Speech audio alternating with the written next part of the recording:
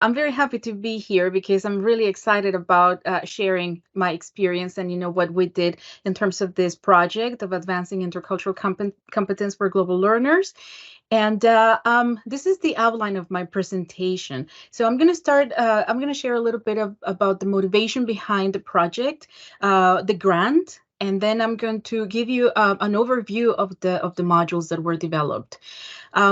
Towards the end, I'm going to highlight a couple of items related to how to use this resource and the importance of this resource in the context of our campus, for that matter. And we're going to have some time for questions. So the motivation.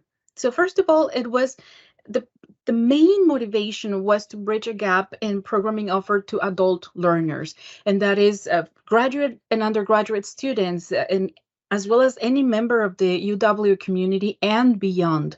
So was actually one of the challenges related to this project, because it had to be tailored in a way that it would incorporate all of these different groups.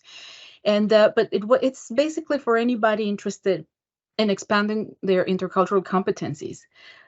It is another motivation was to contribute to the dissemination of content, encouraging the appreciation of cultural differences and the constructing assumptions. There is we have seen that there is a bit of lack of knowledge and limited skills among some students, among some staff, and so on. So this resource felt like something that was needed, and all of this is in order to support our community development of intercultural intergroup understanding, addressing also anti-racism activities initiatives, actually.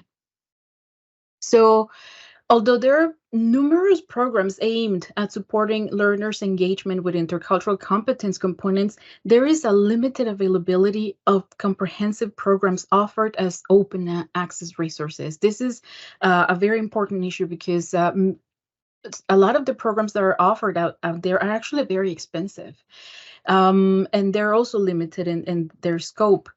So having reliable and accessible programming without a paywall has become a need across fields and areas of study, but it's particularly evident in intercultural competence development, and also in a way that we can rely on what is presented. The opportunity to create intercultural programming for UW and beyond came with a project supported by eCampus Ontario to develop content for a short duration learning course. Dr. Christine McWebb, who was at the time at Waterloo International, was project lead. My role was content developer. And we had a team of collaborators that gave us feedback, and they came from the SSO, from CEL, from Renison, and also from CE. And the project focused on promoting learning, appreciation, and understanding of cultural differences, engaging respectfully, valuing cultural perspectives and life experiences. And this is important because this is where it connects also with anti-racism initiatives, and also utilizing intrinsic and extrinsic strategies, within the person, the learning, to interact and communicate across cultures. So this is the product. Open access modules. And this involves 3 open source modules for learners, again, at UW and beyond, because it's open for anybody. It's based on current research and best practices within the field. It supports asynchronic learning, independent work, and integration of activities to existing programming. So it's not that it only works on its own. You can also take some of the modules, the topics or the activities, and integrate that into existing programming. It's accessible, allows for flexible completion. So for example, it can be completed as single modules, and each module would take 4 hours to complete. Or it could be taken as a 3-module program. So that would be 12 hours approximately. Or one can take selected, as I mentioned, selected topics and activities to incorporate in existing programming. It's available in Pressbooks, and full content is available in English and in French. Each module includes a number of things, starting with different type of media, videos, short readings, scenarios, photos. There are explanations. There is a glossary and further resources for anybody who wants to continue or expand their knowledge on something. There are sample answers for all interactions, whether you get it right or wrong. There is a sample answer or an explanation. There's also a list of strategies to develop skills and a list of takeaways and actionable points. And I think that this is very important because sometimes we get to understand a concept and then we don't know what's the next step. What do I do? What do I do with this information? I want to use it. And there are also opportunities for critical self-reflection, which is very important in intercultural competence development because it's transformative learning. So there has to be that component about reflection. There's also self-assessment and glossary of terms. So the three modules can be completed as standalone or as buildable blocks. And these are the three modules.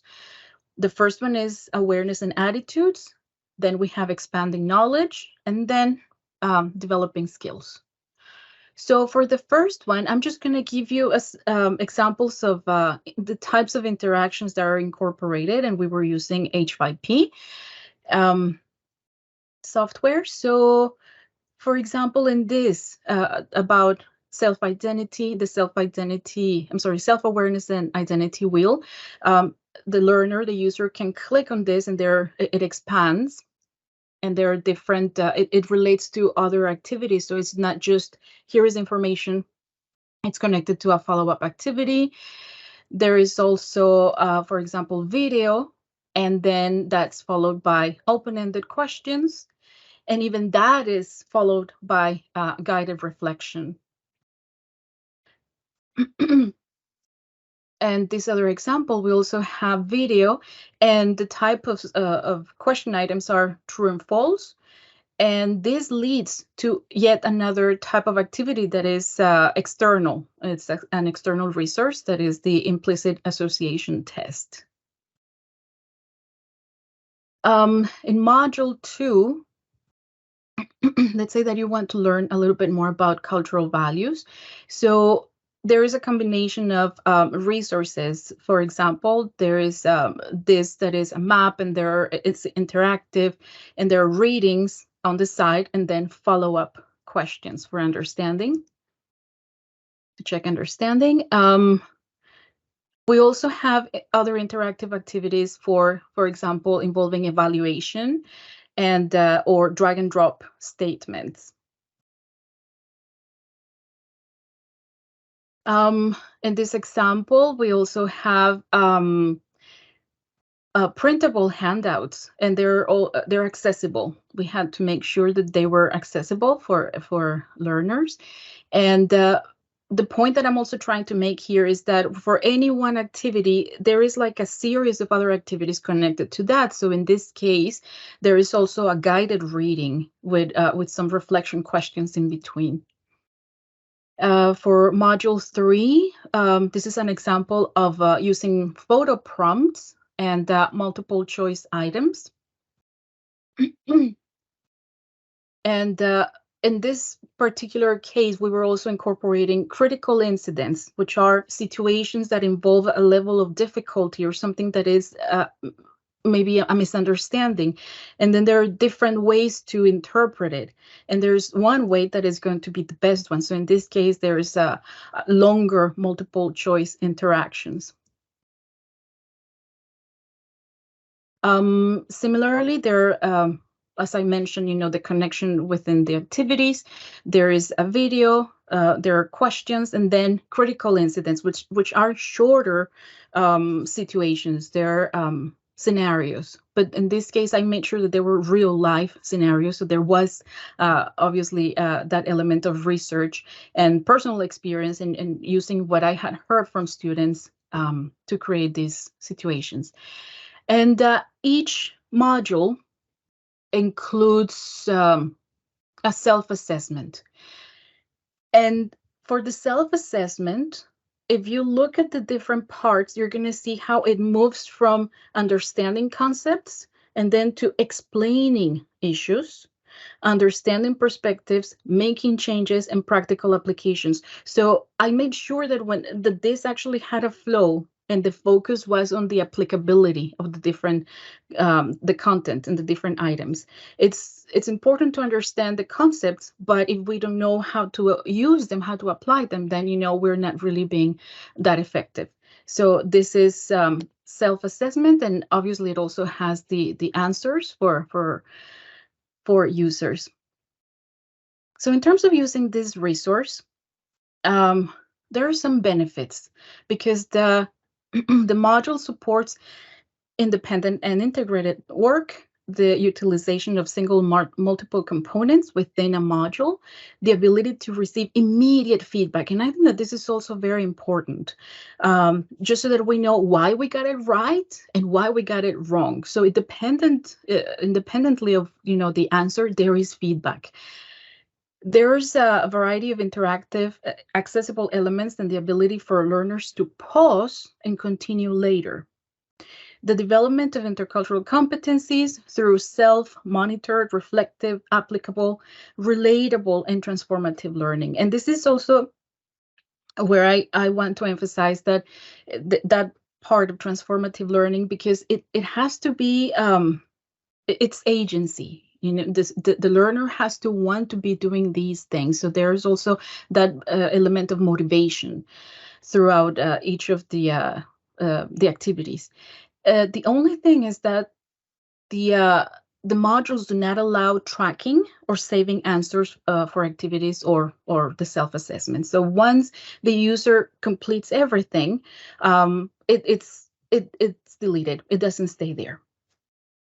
So it's one thing that I would say it's a limitation, but it's not something that we chose. That's the way the platform works. So how can this resource support staff? So when we think about how we would have to start by acknowledging that 25% of our student body is composed by international students, and 60% of the student population is racialized. In addition, there is a wide variety of backgrounds and experiences among UW staff, which means that we're constantly interacting with peers and with students while having the need to use and expand our intercultural competencies. So in this respect, the program, the modules support critically thinking about one's identity and attitudes and learning to appreciate others' experiences. It encourages learning about culture through different lenses and contexts. It facilitates the development of stronger intercultural competencies. It goes a little bit more advanced in many areas. And it offers flexible, interactive, and self-guided learning to encourage completing the modules. It creates the opportunity to have small follow-up discussions. So if it's something that is, it can be incorporated in existing programming, or simply if they're like a group of students or a group of staff that want to have like a follow-up of something that they completed online, they can do that. There are some questions and takeaways and that sort of thing that they can use.